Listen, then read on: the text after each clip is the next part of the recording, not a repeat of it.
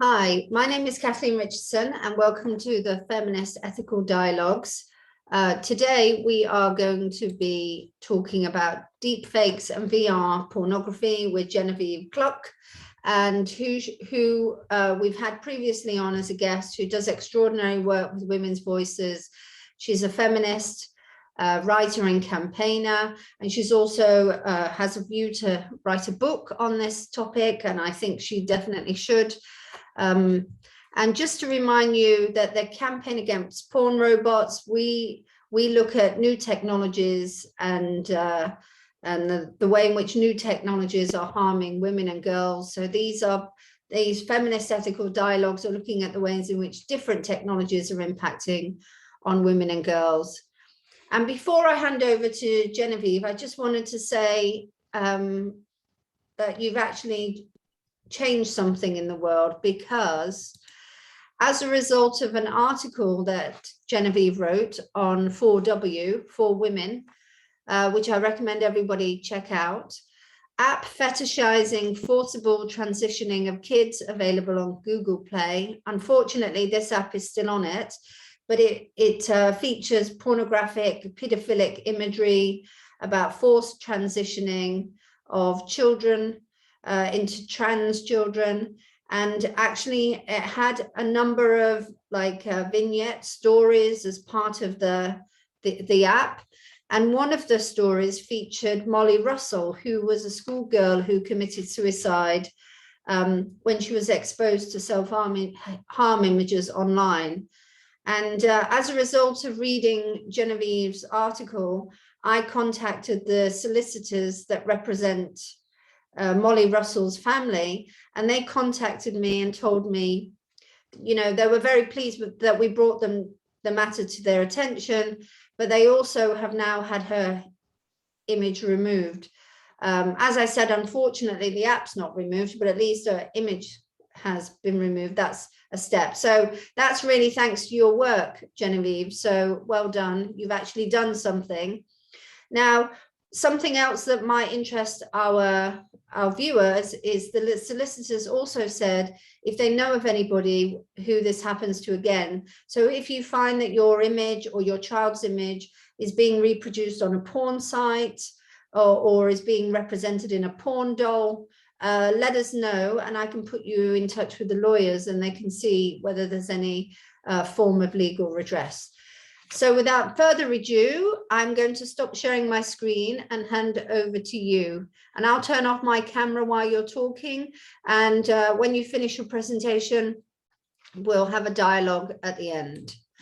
So over to you, Genevieve. Thank you so much for having me, Kathleen. As you said, today I'm going to be talking about deepfakes and VR pornography, and I'm going to share my screen now. So I have a presentation. Just a brief presentation for you.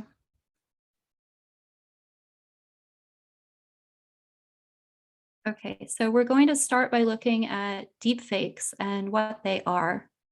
So to begin with, deepfakes, it is a portmanteau of the terms deep learning and fake. This originated on Reddit in 2016 or 2017. It was first reported in 2017 by Vice. And the user was called the Deepfake. And this Reddit user was taking images of celebrities and uploading them into video pornography. So this was a shift from what had been done in the past, where it was photoshopped images. This was actual video content. And he targeted many high-profile female celebrities, including Scarlett Johansson, Gal Gadot, many others as well. And the technology that this person used, this anonymous person who, by the way, whose account has been removed, is now increasingly being replicated and used against women who are not major public figures. It's being extended from not only the A-list celebrities, but down to influencers, even down to just regular women in the public sphere. So this is an example of one of the videos that was posted by the user Deepfakes on Reddit in 2017. This is a clip, obviously not the full video, and you can see that despite its glitchiness, it's very realistic. And this was 5 years ago as well. So bear in mind that the quality has only improved exponentially. So there's a research group called Sensity AI, which has been documenting and studying this phenomenon of deepfakes. They found that between 90 to 95% of all online deepfake videos are non-consensual porn. And that means all of it is porn because it's all non-consensual. So basically, the vast majority of deepfake video content online currently is of pornography, and overwhelmingly of women. This number, 90%, comes from a recent study, I believe October last year. However, prior to that, in 2019 and 2018, the numbers are different, starting at around 99% of all of these videos being of women specifically. We can see that as the technology is developing, that number is shifting a little bit, but it still remains overwhelmingly content targeting women as victims.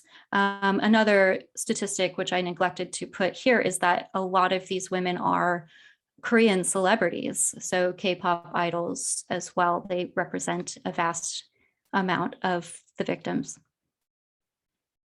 So as the technology has advanced, there are numerous easy to use and no code tools. By that, I mean things like applications, which have emerged, allowing users to strip the clothes off female bodies and images. Many of these services have since been forced offline, but the code still exists in open source repositories and has continued to resurface in new forms. The latest such site received over 6.7 million visits in August, according to researcher Genevieve Gluck, who discovered it, and has yet to be taken offline. So data encrypted apps are used to share these types of content, revenge porn, deepfakes as well.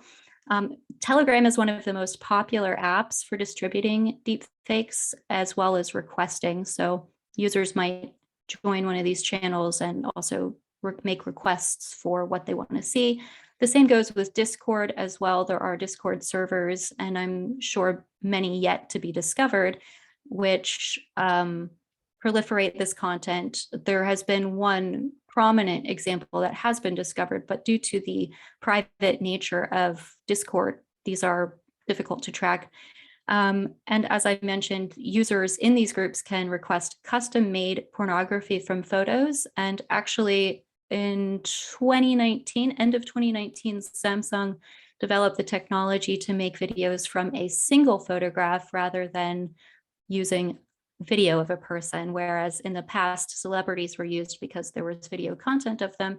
Nowadays, a single photo can be used to make a video. So for example, in October of last year, it was reported that a Telegram the Telegram bot was being used to undress underage girls. It's since been taken down. But Sensity AI investigated and discovered what they called a newly uncovered deepfake ecosystem emerging on Telegram. And this channel used a bot. So to strip an image, users uploaded a photo of a target, and then the bot would automatically make the person nude or resemble a nude figure. So as a result of this Telegram bot, approximately 104,000 women were targeted and had their personal images stripped nude and shared publicly as of the end of July 2020. The number of these images grew by 198% over the course of 3 months. Self-reporting by the bot's users indicated that 70% of the targets were private individuals whose photos were taken from social media or private material. So this is a fundamental shift in who the victims are starting to be. A limited number of bot-generated images shared publicly across affiliated channels featured targets who appeared to be minors underage. The bot and its channels attracted over 100,000 members worldwide, with 70% of the membership base coming from Russia and in that surrounding area.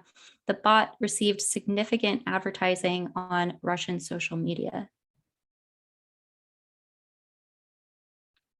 Further research shows that up to 1,000 deepfake porn videos were uploaded to popular porn sites for each month of 2020. The videos are incredibly popular and receive millions of views. For example, a 30-second clip of Emma Watson gained over 23 million views. And video content from TikTok has begun appearing on porn sites. And bear in mind that nearly a third of TikTok users are minors. Many are under the age of 14. In 2020, a Rolling Stone investigation revealed instances of TikTok influencers having their likeness stolen and uploaded to Pornhub. A Discord server, which I'd mentioned before, was found to be dedicated to creating deepfakes, including of minors. One of the commenters said, "Do her, she turns 18 in 4 days."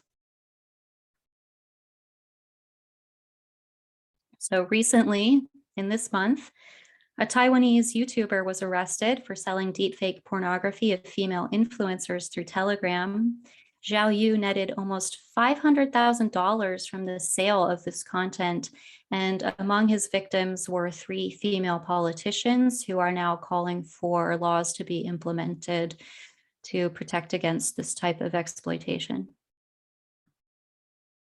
Last month, in September, a sextortion scam in India was found to be using deepfake pornography to target men, which is a strange development, different from the current trend. And it appeared as though women were calling to engage in adult activity. And then the fraudsters would record the men in a sexual context and then blackmail them by saying, we will upload this content online. This is very common with this type of activity, to blackmail, threaten, coerce, and then demand money in order to protect your privacy. Last year in October, Tokyo police arrested 2 men for producing deepfake porn using the faces of female celebrities. Interestingly, the men were charged with defamation and copyright infringement. So the court found that the men were violating the copyrights of the pornography company. So the company that owned the image of the bodies, but also the copyright of the celebrities' parent company, so their agents and their contractors, who were then said to, in effect, kind of own the reputation and likeness of the woman's face. So in each case, you have 2 different companies sort of claiming copyright to the representation of these women. And not yet has it been acknowledged that this was an attack on the women themselves. Recently in Myanmar, in February, there was a military coup, and the people of Myanmar have been protesting against this since, at great cost to themselves. The protests have been led largely by women because women had past experience with organizing for labor rights. Women represent a large portion of the garment industry in Myanmar. And what's happening now is that the women protesters, especially leaders of the protest movement, are being targeted for deepfake pornography. Their faces and likenesses are being manipulated into pornography and shared online. Also recently, the Revenge Porn Helpline, funded by the UK government, received a case from a teacher who lost her job after deepfake pornographic images of her were circulated on social media and then brought to the school's attention.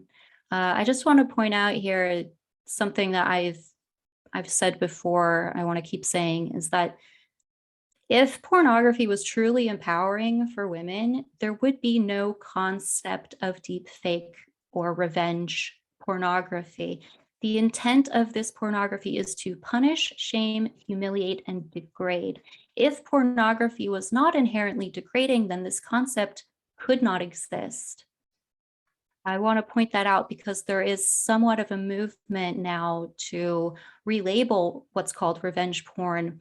Some people say that this stigmatizes pornography to put the word revenge in front of it or imply that it's, affiliated with criminal activity. And I strongly oppose that because the nature of pornography is to degrade and harm women, and men are aware of that, and that's why they're able to weaponize it. So I'm introducing now Noelle Martin, who was targeted by a deepfake porn campaign. And she has this wonderful TED talk that she gave in Perth, where she talks about this, and it's really, really powerful. She doesn't mince her words at all. I really recommend it. This is a quote from her. "This kind of abuse, where people misrepresent your identity, name, reputation, and alter it in such violating ways, shatters you to the core. To this day, I've never been successful fully in getting any of the images taken down. Forever, that will be out there, no matter what I do." I want to point out here, she has had some success now, but she had been pursuing this herself for years. If you watch her TED talk, she explains the incredible traumatizing effect this had on her and the amount of work that she had to do herself, largely without help, to get some of these images of her removed. Since her TED Talk, Martin has completed her law degree in Australia and is working towards being admitted as a lawyer. So she hopes to use her law degree to fight for justice for victims and survivors of image-based abuse and deepfakes. Her goal is to hold perpetrators and tech companies who fail to take adequate action to combat this abuse to account. Here we have another prominent victim turned activist, Helen Mort. Helen Mort was the victim of a fake pornography campaign, but what's really shocking about her case is that the images were based on photos that had been taken from her private social media accounts. So things like where it's set to friends only, and including a Facebook profile that she had actually deleted. The perpetrator had uploaded these non-intimate images, like, for example, holiday and pregnancy photos, and even pictures of her as a girl, as a teenager, and encouraged other users to edit her face into violent pornographic photos. Helen Mort says, "It really makes you feel powerless, like you're being put in your place, punished for being a woman with a public voice of any kind. That's the best way I can describe it. It's saying, look, we can always do this to you."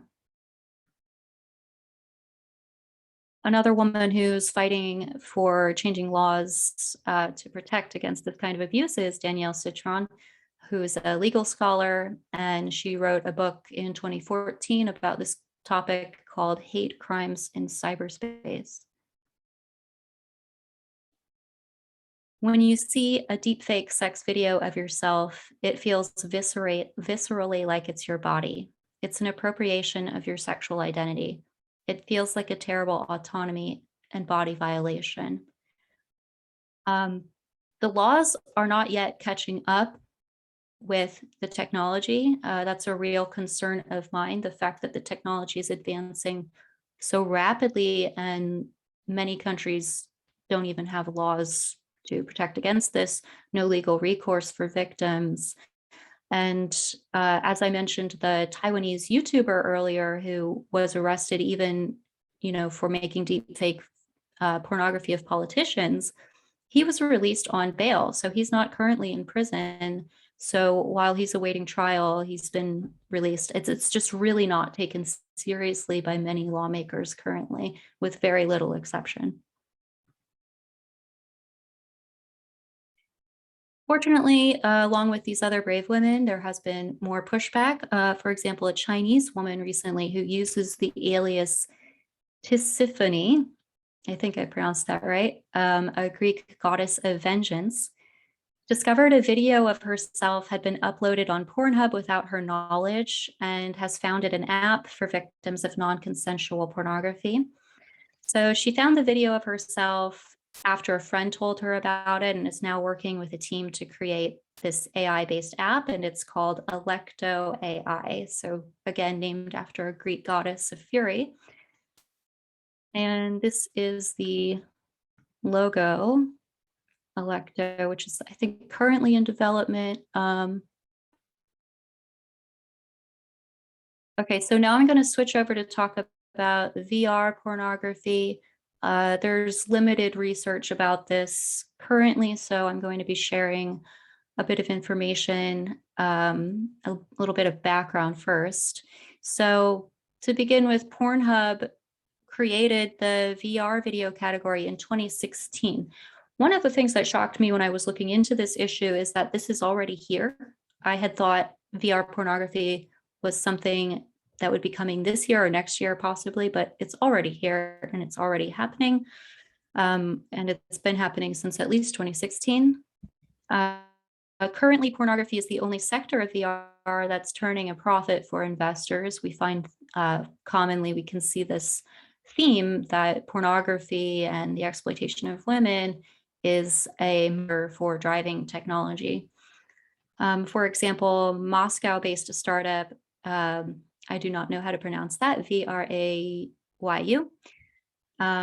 sells and rents VR headsets with porn preloaded onto them. There are also VR porn cafes and arcades that are starting to appear. The industry is predicted to be worth $26 billion in the next 5 years. Important to notice that not all VR porn is artificial, so meaning CGI or pixels or so on. For example, DreamCam is one company that's specializing in video content. The immersive nature of this media suggests that it will likely be far more addictive than 2D pornography. Facebook recently launched Oculus, the VR headset, for, I believe it's as cheap now as $300, which used to be sort of priced above the mainstream market, but now it's getting cheaper and cheaper. And this technology is developing rapidly. And also this type of pornography is customizable. So it can be based on a photo, or you can use AI to build a woman to your specifications. And here's an image. On the left here, I have an image of something that is used for VR pornography. Maybe I should have mentioned earlier that I need to use a little bit of adult language here. So this, as you could probably imagine, is for men, and it's used to pleasure men who are watching VR pornography. In slang, not in technical terms, in slang, it's referred to as a cock sleeve. And it has inside of it vibrating technology.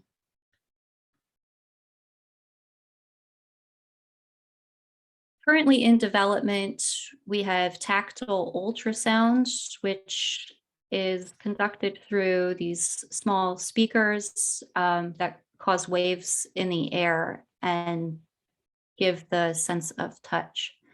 This is not yet quite on the market, but it's predicted to be soon. Here's an example of a possible interface from one of these companies that provides this technology. So you have basically this menu here where you can pick the video that you want and then set your vibration level down here and so on. Not difficult to imagine how quickly this could become addictive for some people.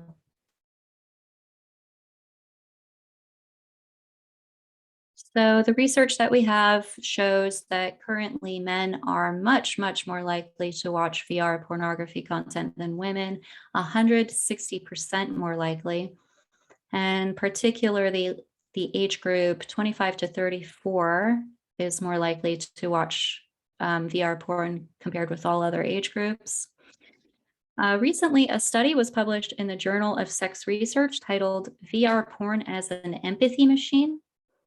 So I took a look at this, and while I'm not opposed to VR in general as a technology, and I do believe it can have some beneficial effects, especially for invoking empathy, in my opinion, it's quite a stretch to say that VR porn can instill and develop a sense of empathy, especially when you have men using this who are able to do whatever they like, right? So just completely remove the element of consent from any of this. They're whatever they want, they can have, and it will actually impact the brain. I don't need to get into all of the research about the pornography, but it's been shown for decades that it has an impact on the brain and triggers mirror neurons. So in my opinion, in effect, this could actually train men to have less empathy for women and to objectify them further. Notably, this study only asked men what they thought of the pornography, and they said things like it made them feel more desired, made them feel more attractive. It was more immersive. They preferred it to 2D pornography, of course they would say so. But when I was looking at the authors of this study, I did notice, interestingly, that all of them have co-authored other research that has to do with trans activism and queer theory. One of them in particular did research on paraphilias involving age regression. So I always try to take the moment when I can to point out the overlap between gender ideology and pornography, which I just think can't be overstated. So at the time of this recording, just within the last 24 hours, Facebook has announced that they've changed their brand name. So their company name has been changed to Meta, although this won't affect how we refer to Facebook. It's a symbolic gesture, but this is because Facebook has become heavily interested in the creation of an artificial universe using the Oculus VR. And they call this artificial universe the metaverse. Meta is, I think, Greek for beyond. Interactive pornography is only one aspect of an emerging digital replication of reality.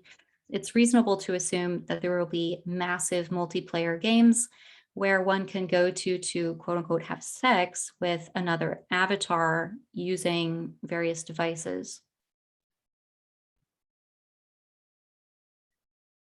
And I want to detail, in my view, what some of the harms to women are here, and then I'll leave it open for discussion with you later, Kathleen. But I have here a quote from Tracy Cox, who has commented on VR pornography. She's actually in favor of it, so I find it interesting. This quote that says, "Some men ask for avatars of their girlfriend or wife because they can make them do something they won't do in real life."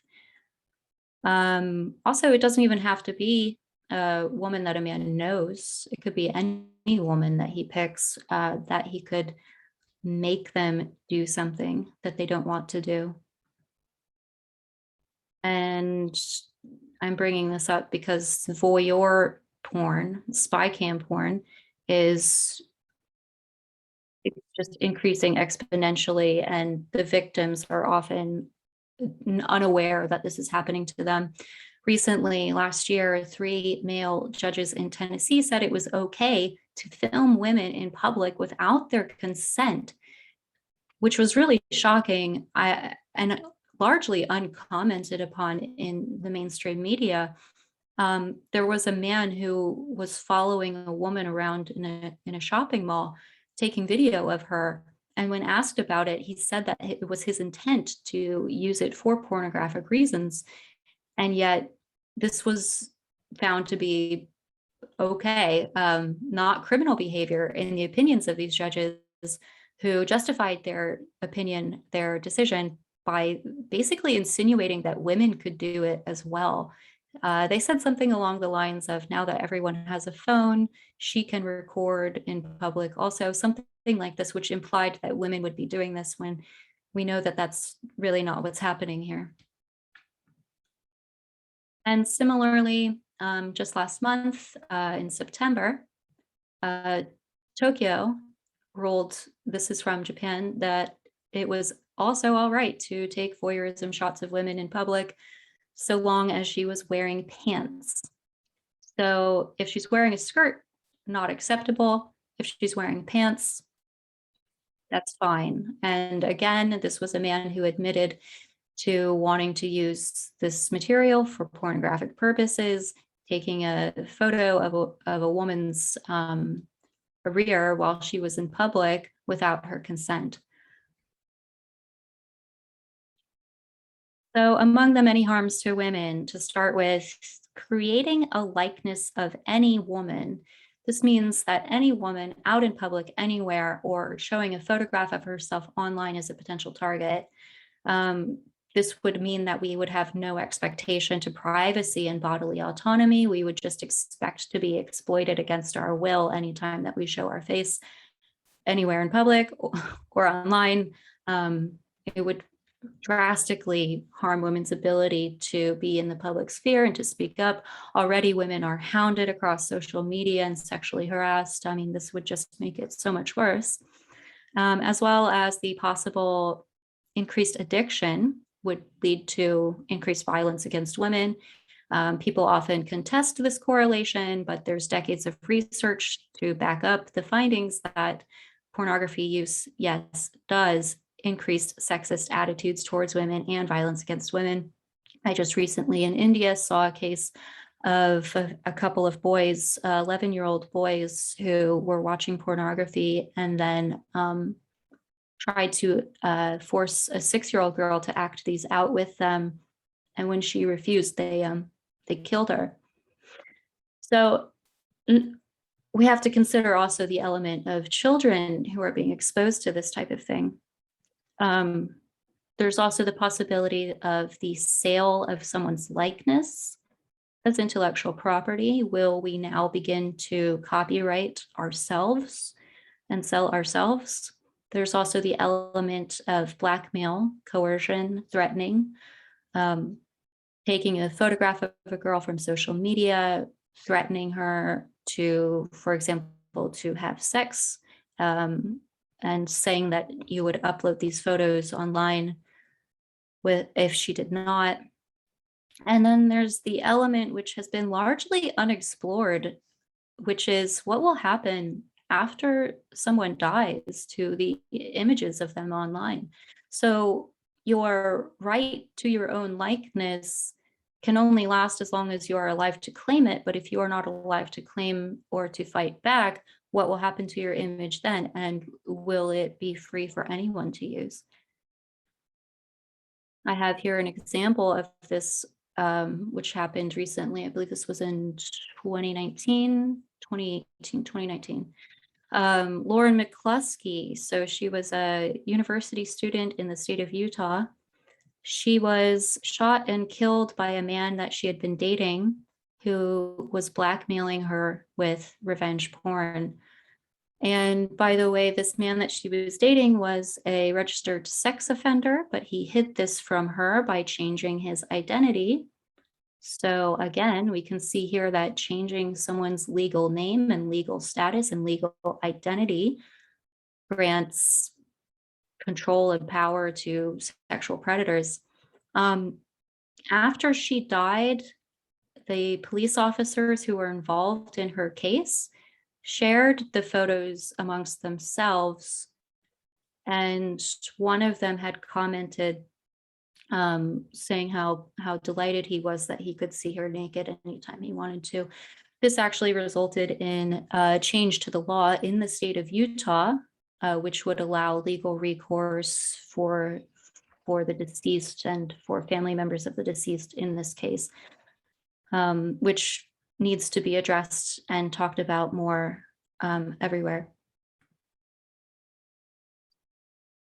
So with all of these emerging technologies, there's what I would call a combined threat, which is the spy cam pornography. So the ability to take a photo of anyone, anywhere in public, then the emerging technology of taking a single photograph to make a video, as well as the deep fakes, the VR pornography. All of these are connected and feed off of each other.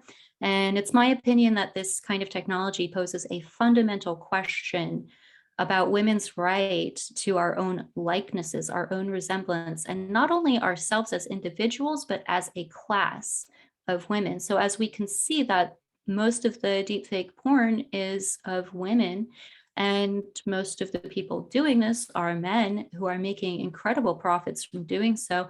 So they are making profit from the likeness of women. Do women as a class have a right to claim our own likeness? I believe so. And I believe that we need to start addressing this problem, because it's not only the pornography, it's the very fact that our identity is being claimed now by some men. Do we not have the right to say, no, that our image belongs to us, our identity is ours, and it's not for sale? I really think that that's a fundamental issue we need to start being more vocal about. And I just wanted to end here with this, I hope, empowering and uplifting photo of women in South Korea protesting against spy cam pornography. It was one of the largest protests in recent years and was women only. So they managed to have, I think, in the tens of thousands of women in Seoul, and they deliberately kicked out the men, and it was only women. Well, I laugh, but actually the issue of spy cam pornography in Korea is quite serious, and they've developed task forces and laws to address the problem. But it continues on, and as you may know, Korea is home to Samsung, and Samsung is the company that's responsible now for the technology which allows video to be created from a single image.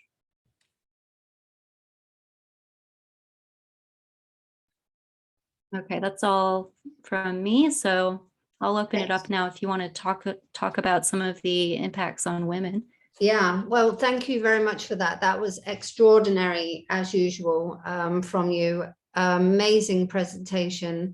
And you've raised so many important issues. I just don't know where to start. One of the things I just want to say is I'm really pleased that you bring in the global perspective. You show, that it's not just you don't prioritize one section of the world like North America, but you're actually demonstrating how global this phenomena is, how it's affecting women in all corners of the world, and for different reasons. Some because they engage in political protests, while others, from countries like that are producing the technology. So I think that's really important, that in fact, in all the presentations that we do, we try to bring in this global perspective to include other women.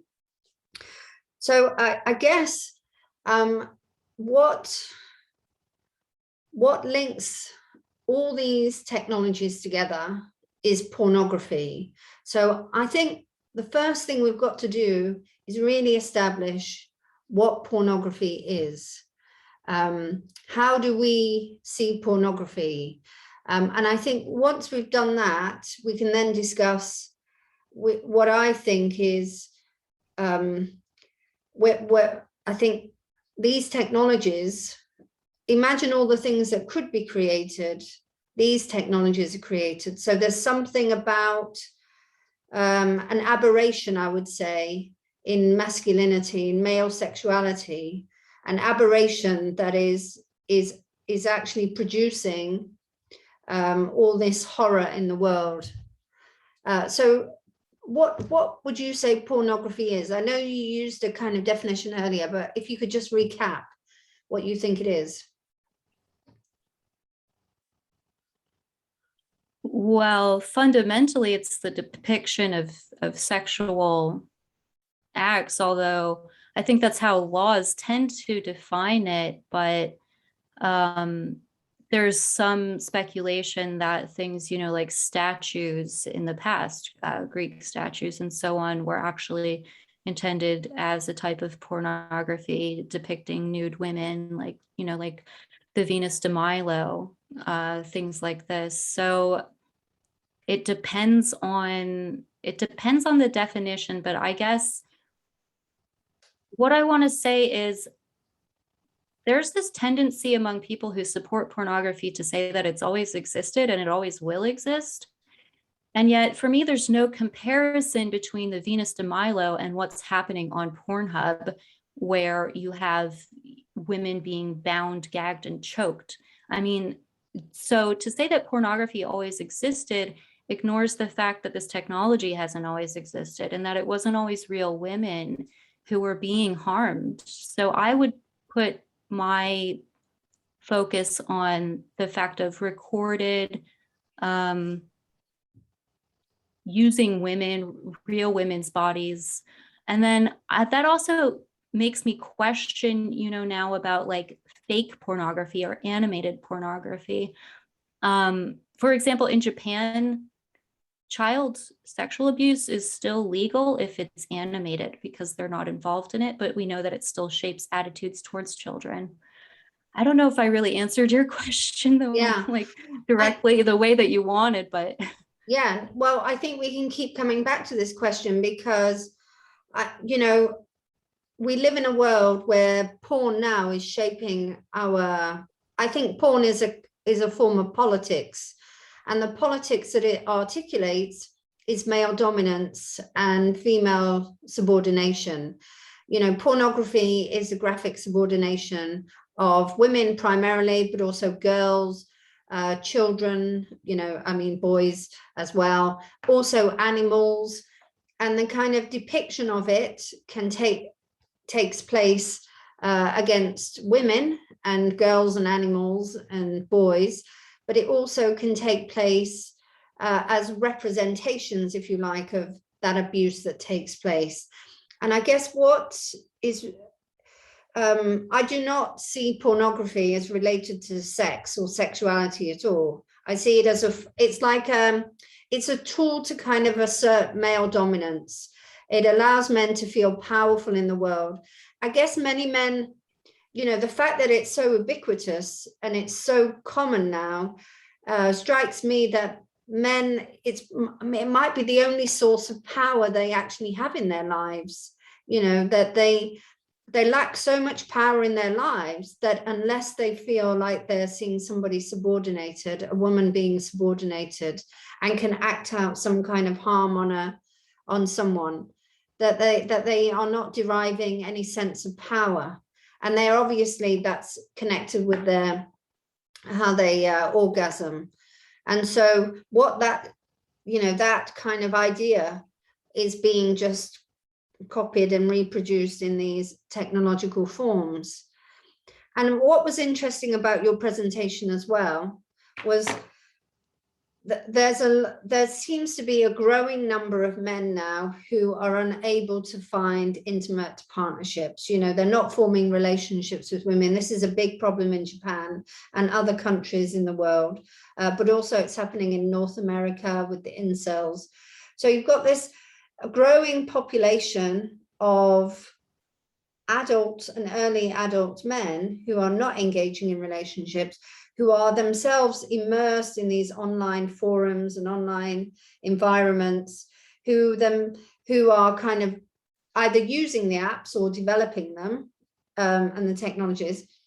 And then you've got men now who are viewing all this stuff and interacting with human beings in their life. Women, they have girlfriends or wives, and they may have children, and they're viewing all this stuff. And I'm just thinking about the risk now that a woman takes when she's in a relationship with a man who views pornography. She's actually at an existential risk from that engagement, that involvement. So I guess that's how I'd start to make the connections with these different types of technologies. And I want to look at it from a number of angles, but let's just look at it from the men who are not in relationships. You know, the kind of report that you said about the empathy men were getting, men are kind of feeling more empathy from that, from using these devices, the VR porn. So let's just go with that, empathy. How is that possible that they're going to have an empathetic response with something that's not real, where there's some graphic abuse taking place? It's extraordinary, right? I struggle to even find the words for that. It's so, I mean, it's beyond the pale. Like, how can you have empathy for something that's not real? They also were talking about how the eye contact was really important. So they compared it with like the mainstream, the 2D pornography, and they would say, you know, when I use this, I don't have eye contact. But when I use the VR, then I can make eye contact, which the study suggested made them more empathetic. But it's not eye contact. It's not. There's no one there. Yeah. It's startling that even in the report itself, it doesn't seem to acknowledge that this isn't real. You know what I mean? Yeah. It'd be like saying that you're, you know, if you looked at a photograph in a gallery, an art gallery, and the photograph had an image of a person who happened to have a face, and you looked at the face, you were looking in somebody's eyes. I guess they flicker around on a 3D virtual things, but that's that strikes me more as elaborated puppetry than it doesn't change the, I guess, the ontological experience, does it? It's not suddenly having moving pupils or dilating pupils in an animation does not somehow. Yeah, it's quite concerning. I mean, there's I was reading recently someone who says terms are used quite a lot. You know, you can use the term empathy, you can use other terms, but they actually, the meanings are so we're losing some of the meanings of these words. They're stopping to mean the things that they used to mean. So empathy used to be about how people would respond to each other, to kind of, it's about acknowledging what another human being might be thinking and feeling and responding appropriately to them.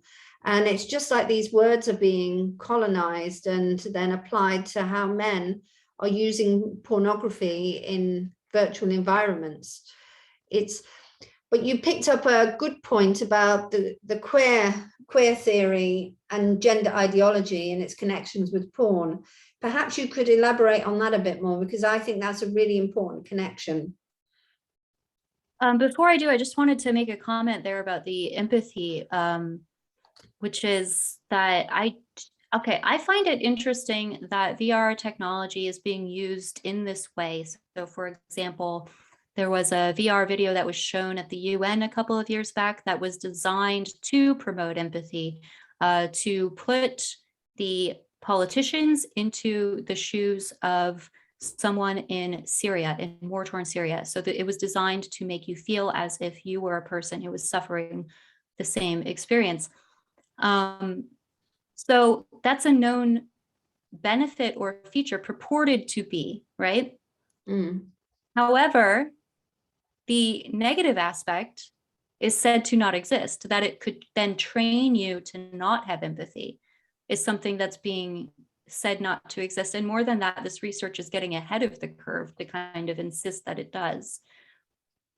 So I actually think it's a little bit sneaky. It's a little bit political. But yeah, so the researchers were all from the, I want to get this right, the University Medical Center of Hamburg in Germany.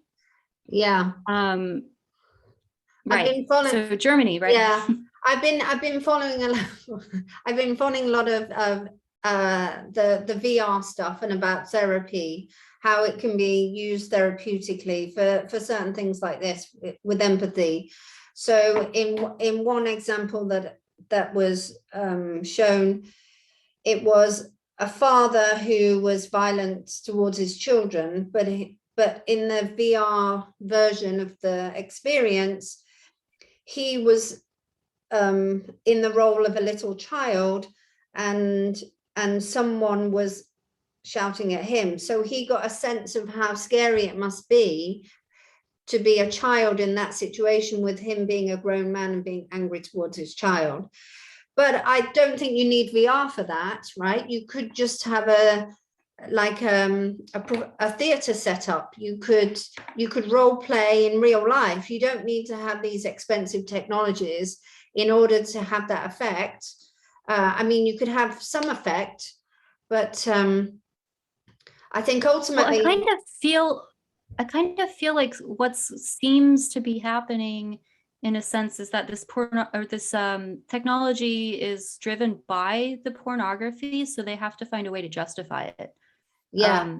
I feel like that's what's happening. Like they're saying, well, there's a lot of money to be made here, and by they, I'm just using it loosely. Generally, I don't mean anyone in particular, but in general, there's so much money to be made. We need to pursue this profit, this technology. How can we justify it to the general public? Okay, we'll do it like this. We'll say it promotes empathy. We'll say that it can be used as a teaching tool. All of those things may in fact be true and may be possible to achieve, but that's not the reason. And the driving motivator for this has been to basically undress women, to grant men sexual access to women. Why are we pretending that that's not the case? Yeah, no, and I mean, I was astounded by some of the figures you presented there. So in the news, you know, if you followed the news over the last 5 years about deep fakes, you'd think it was all like, you know, a political conspiracy. And what I recognize from your presentation is that the vast majority of it, I mean, over 90% of it, I know some of the figures are shifting into other domains, but is pornography. And I looked at another statistic, and it was like 100% of the pornography is of women. And like I mean, you made another very good point about, yes, it was actresses, but because there was a lot of video footage. In order to create a deep fake, you needed to have video footage so you could record the expressions and the movements. But now you can use it from an image, so that now it's a tool. It becomes like, what these technologies are like terrorism against women, aren't they? They become tools of terrorism against ordinary women. Oh, absolutely. And, you know, looking at this kind of research and stuff, I actually, I was out exercising. I was going for a run, and I saw some guy pointing his phone, and I actually felt scared. I thought, is he taking a picture of me? Is he taking a video of me? You know, I think that that's not so far-fetched. I don't think I'm being paranoid. I mean, now that I know about this, I think about that now. And I think that that is kind of, in a sense, a desired result, you know, the kind of intent, you know. I mean, what will happen if we continue in this direction, if this continues to progress the way it has been, and so rapidly as well, is that women will be afraid in public, and even afraid to share pictures of themselves, to make videos like we're doing now. It will completely, you know, devastate our sense of having a right to privacy and protection. Well, I actually, as a result of everything you were saying there, like, I don't do any online social media at all. And I would advise people not to do online social media. Use it strategically for political campaigning by all means. Keep your photos on your hard drive. Don't upload them to kind of servers, your private photos, and certainly don't disclose and share images. To think that, you know, it comes back to the underlying argument.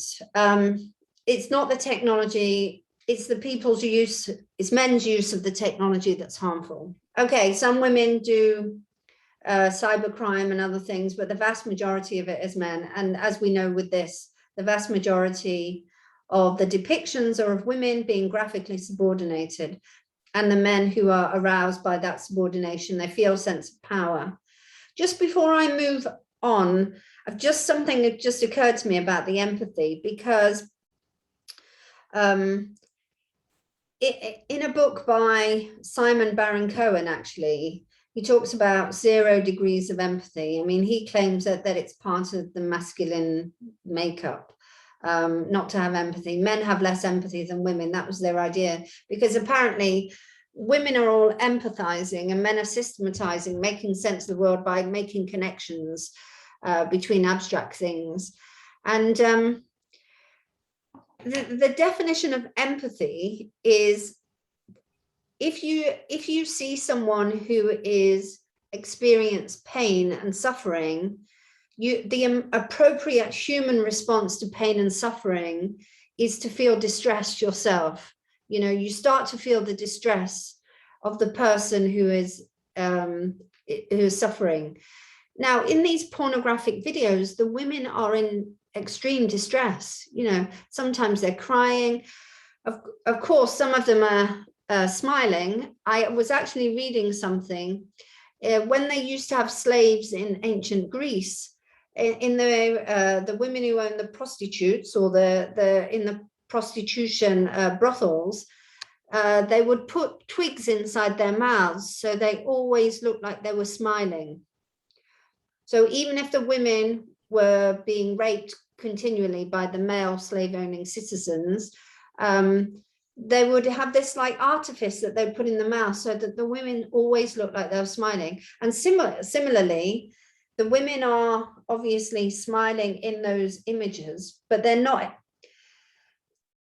and they report this, they're not actually feeling happy when they're engaged in and they're often very numb to what they're experiencing because they might be taking multiple drugs to get through it.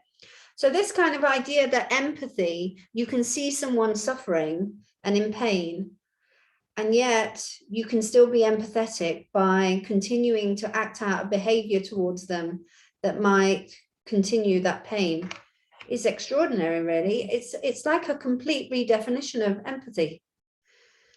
It is, and that's an interesting point, because it almost seems as though, you know, I have kind of thought in the past, you know, pornography is the propaganda of patriarchy, and by that I mean that it conditions men to not have empathy. I mean, you see that with the military, right? Militaries will often have brothels nearby or set up nearby. What that does is it allows, it's not sexual. I mean, it is sexual, but it's not totally sexual. It's about power, right? So it allows him to get sort of a training on these women of dehumanization before he goes into war and has to do, you know, and has to kill people. Yeah, you have to dissociate, dehumanize. And I think that pornography is a tool for training people to dissociate. And I, again, want to tie that back into the gender ideology thing, because we are seeing in society a mass dissociation. This kind of dysphoria, I don't think really has so much to do with gender in it explicitly, but with the body explicitly, and with the disconnection from the body, the disdain for the body, you know, being applauded as something that's somehow innate, as if we didn't, you know, get here through society, which I find astonishing. I mean, obviously pornography can have that effect. We know that. There's been research showing that it increases dissociation. Yeah, I think dissociation is the right kind of word to describe what's going on. It's, in fact, in my forthcoming book, I call it the politics of dissociation, but that's for later. But other people like Genevieve Gluck has talked about dissociation. Recently, the last Feminist Ethical Dialogues talked about the dissociation from the body. So this is a really powerful idea, dissociation. Let's talk about dissociation. What is it? Because maybe some people viewing this maybe have never heard of it and they don't really understand what it means. So how can we help them to understand what the concept is? Well, as I understand it, dissociation is usually a trauma response where you feel disconnected from your body. Now, I don't actually think it's always got to be a trauma response. Like, for example, I have epilepsy, and so having seizures would later cause me to feel dissociated from my body, in the sense that not having control over oneself can also spur a feeling of helplessness or dissociation. But generally, it's got to do with trauma, retreating from reality as a form of protection for oneself, as I understand it. So how about you? What do you think? So dissociation comes out of, this is where the intersections between radical feminism and psychotherapy have had, and has had a profound, I would say, a very important shift in how we think about mental health issues, because the kind of biomedical model says there's something wrong with the person, there's a chemical imbalance in the human being, and what we need to do is develop pharmacology or other kind of to treat that, if you like, that biological body in this very specific way. Whereas dissociation is about your relationships with other people. You know, it comes from that, as you just said, the breakdown in relationships. Often it comes out of childhood trauma, childhood abuse. And, you know, I certainly think that if you think about the kind of experiences that young boys have, how they are forcibly disconnected from their emotions through patriarchal masculinity training that they receive right from the moment they're born, that they must disconnect from their emotions. Emotions are threatening to them.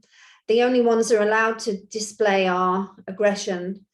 That over time, when they become adults, you know, that then becomes a problem for how they're being in the world. You know, they're actually becoming then, well, first of all, they're not unable, they weren't treated as full human beings to begin with as children, like girls aren't treated as full human beings. And then they grow up into young men, and then they are exposed to pornography, which gives them an artificial sense of power. Even if it's in their private little bedrooms, you see, they feel powerful over something. And the whole point about taking imagery of someone, even someone close to you or someone who's rejected you, is a power play. It's showing that, like you use some examples. I mean, that's what people say. I'm going to show her, right? I'm going to show her that she can't treat me that way. And so they're using these resources in order to compensate for their dissociation, what they're lacking. What they're kind of lacking is a good, healthy, emotional development that is relational, empathetic. So I would see dissociation like that. I would see it as a kind of fracturing of self into parts, and depending on the kind of trauma and the need for power of the man in question, some of it will just be at the level of other people are abused. I'll just get second, you know, I'll get my power from viewing abuse images.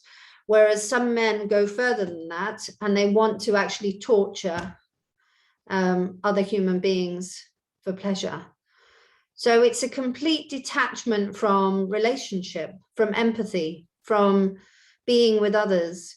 It's it's a very, if it's not treated and someone has a huge amount of power and they're getting sexually aroused by their dissociation, then that is a very, I mean, this is why we have all this stuff, because men are getting sexually aroused by their mental health issues.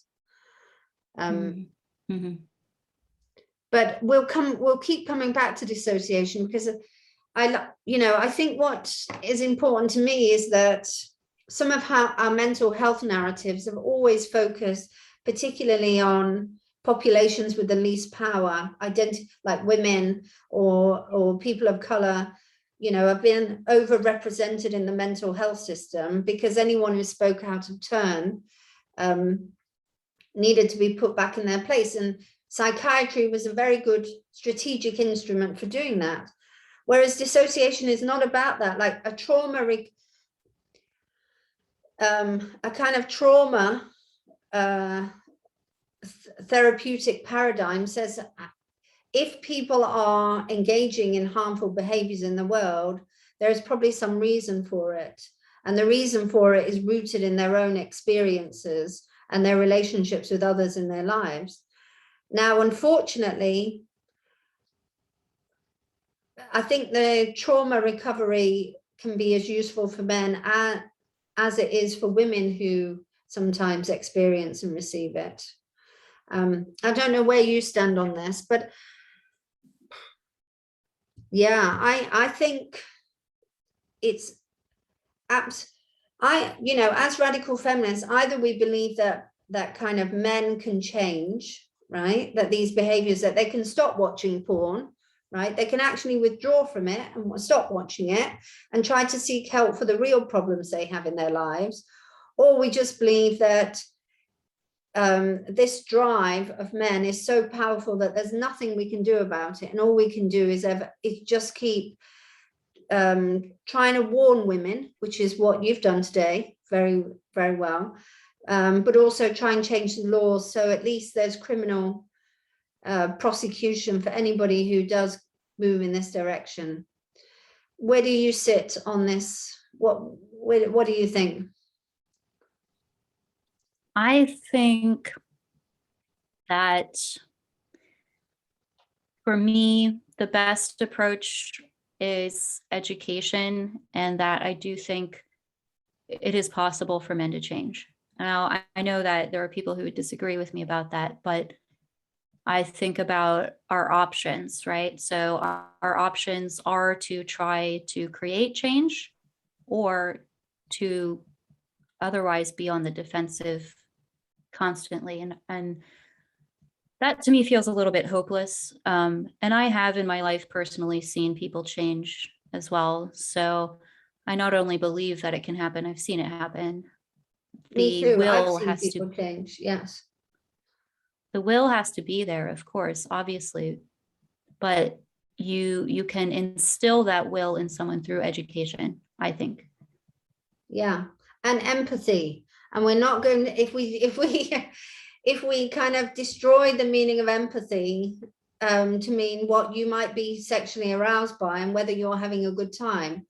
It was a very egocentric, in the VR study, it was a very egocentric idea of empathy. Like it was how they were feeling. Exactly. And they only asked men. Yeah. I just keep coming back to that because it's like, well, I think I saw a couple of years ago, I did see a survey where they asked women what they thought about all of this. And of course, the response from women was, I don't like it. I'm against it. We see that again, too, with things like the robots. Women don't tend to use them like men do. And no. And then, as you said, there's that stereotype that, what did you say? Simon Baron Cohen talks about those stereotypes of masculinity and femininity, while women are good at empathizing, therefore. But I mean, that's a human trait, isn't it? I mean, yeah, of course it is. I mean, it's ridiculous. I can't believe that his outlook had any traction in the world. And there's plenty of people who have tried to question it, but it's a very powerful one, because anything that kind of reinforces male power, i.e. male dominance, gives men a sense in their own little tiny discrete universes, right? Because there might be just men alone at a computer with no interaction with other human beings, never mind having a partner or something. This is something, this is what they're being sold. They're being sold a kind of they're being sold a politics of isolation and of fake kind of power and status in the world.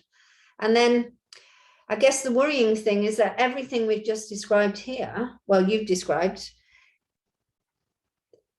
more and more of us are getting immersed in these worlds, not even just men now, but you would find even younger generations of girls are being brought up on a diet of pornography from a very early age and wanting to mimic and look like pornography. I mean, I'm surprised sometimes when you look at young women, how much they resemble pornographic women, the hair and the breasts and the shape and everything. So that's having a huge impact on girls too. We will talk about girls, but let's get back to this. So there is this idea, Genevieve, that it's not the technology, it's only the use of the technology. So is there any good, I mean, we did mention a bit about VR could potentially have some positive applications, but what about deep fake? What is the potentially beneficial application of deep fakes? As far as I can see, not enough to justify continuing its existence. The potential benefits have been things, you know, like for the Hollywood industry. I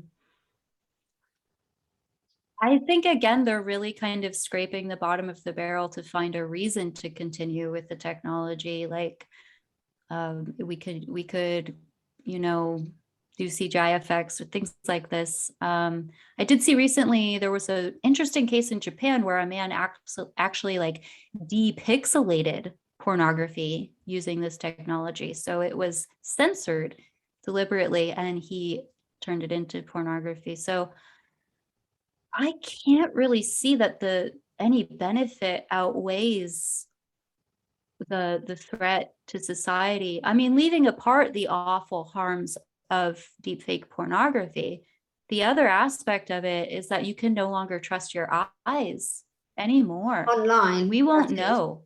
Yeah, online, Yeah. you can't. Yeah, good point. Yeah, exactly. But yeah, so any video could be fake. And then, you know, we've got this emerging technology alongside now that is the voice, the deep fake version of the voice now, that you could simulate someone's voice and their speech patterns as well. You could entirely simulate a completely fake video.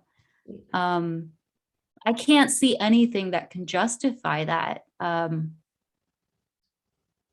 Yeah. Maybe you do. I don't know. Well, I don't think so, because I think of all the I think people need to spend less time online and more time with each other. And unless there's a good reason to go online, either, you know, to speak to a friend who's not in the same room as you or whatever, or to do work, I think so much entertainment takes place now for particularly young people online that they're being pulled into,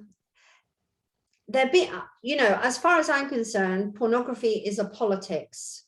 The politics, just like you said, is male domination and female subordination. It's graphic subordination. So what the politics does of this pornography and these applications does is it keeps perpetuating misogyny, kind of male power, female subordination. Now, of the whole range, if you think about how things exist in the world, you know, people are probably developing. I mean, I think there is too many economic resources going into online things anywhere, not enough things taking place offline. So I would like to Kathleen, see, yeah, sorry. Sorry, I was just going to remind you about that announcement today about the metaverse. Oh, yes, please talk about the metaverse. So, I mean, it's emerging right now. I mean, just today, Facebook announced the change to their company name. But from what I understand, this would potentially be, as it sounds, like an online separate universe where you could even buy property, real estate, things like this, conduct work, meet with people. Just think of like how we're talking now on this platform, but it would be, you know, like a universe instead, and immersive with your headset. And I actually tried VR once and it made me feel ill. It made me feel like you viscerally feel that disconnect. You know, your body responds with a kind of confusion. I don't know, obviously I don't know the semantics of it, but it's got to do with your balance in your ears and so on. Like, I wonder if that's also going to be a problem, you know, physical issues related with. Well, you'll be able to be in your metaverse, sitting at home by yourself in your VR porn environments. You'll be able to buy the products from the corporations who you can put on your penis, or you know, in your vagina, or sensors you can put on your body. I mean, it's a really depressing future, isn't it? It's so depressing. It's like, yeah, and it's like, of all the things that we could do in the world, of all the ways that we can like work together to address problems. I mean, one of the biggest problems that exists now in the world is loneliness. Loneliness is the biggest problem. We have more human beings in the world than ever before in human time. And yet people feel this profound disconnect from each other. Like they can't, they don't feel understood. They're not good at making relationships. They can't deal with conflict. I mean, look what's going on in universities, any kind of dissenting opinion or conflict. It's like they can't handle basic interactions between people because they haven't had the experience. They haven't built up the experiential, you know, history with other human beings to be able to get to the point where they go, oh, I can be in a room with someone I disagree with. I can even be a bit angry and raise my voice, and I'm not going to die at the end of the day. You know, it's not going to have this severe knock-on effect. And I just think, you know, dissociation is a kind of mental health issue, but it's not just mental health as in the brain. It's kind of like, it's a maladapted response, isn't it? It's a disorganized or distorted response to being in the world and to living. So, well, I think it kind of resembles a sort of hopelessness as well. I mean, it's kind of a giving up, you know, like if you think about maybe like the fight or flight response, right? If you sense a threat or a danger, obviously the fight response would be on the defensive, but I feel like the dissociation is flight away from yourself. And there's something profoundly despairing and hopeless about that, in my opinion. It's quite sad. Like, as you described, the sinking into the online universe itself, it does seem as though there might be a lot of larger issues going on here as well. You know, we've got climate change. Why is everyone denying that biology exists at the very time that biology is being decimated? Huh? Like, yes, honestly. exactly. Yeah.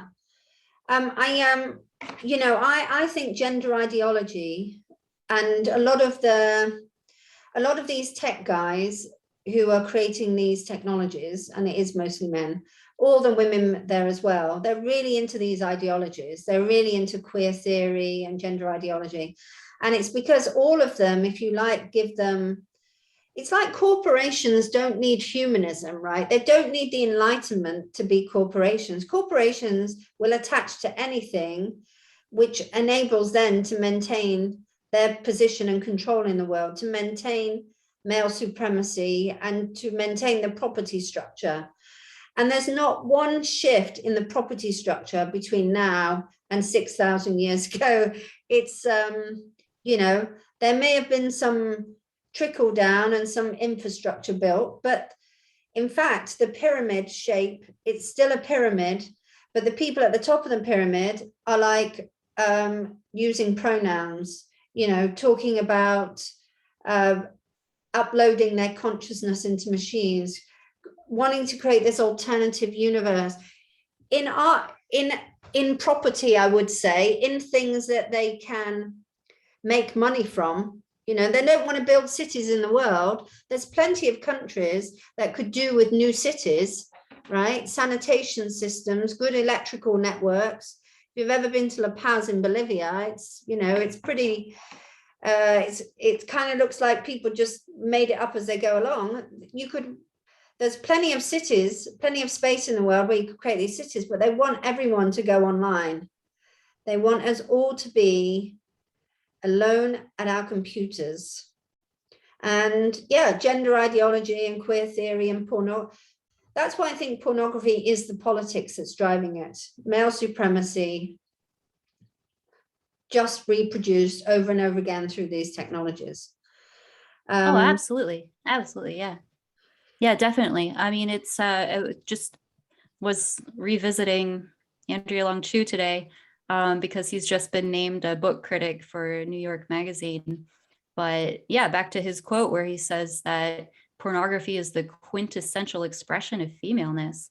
I mean, how is it surprising to anybody that we've come into an era of streaming violent pornography and the response has shifted to be, well, women are pornography, women are sex acts, that's what they're for. Why is that surprising? I mean, obviously that's going to be the logical outcome of people who are raised on that kind of media. I keep bringing that up because I really want to hammer that home with people who are critical of gender ideology, because this is really the fight for our humanity that's at stake here. We get told to be kind. Some people might believe that being kind is a decent and respectable approach, but I think we really need to start getting angry, and we need to harness our anger and utilize it correctly, and utilize it to a degree where it can cause constructive change. Yeah, absolutely. And well, I could go on and on and on, but I have gone over my hour rule. It's not my rule, it's the internet's.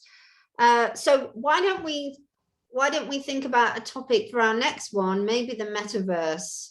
That might be so thinking about these mixed realities. So I guess the Pokemon Go was a good example where you could have this experience of things being in two places at the same time. And yeah, and then let's keep talking about dissociation and this politics that is now ubiquitous. And I guess for me, you know, and people know this about me, anyone who knows me personally, I've said it in lots of meetings, I used to watch pornography, right?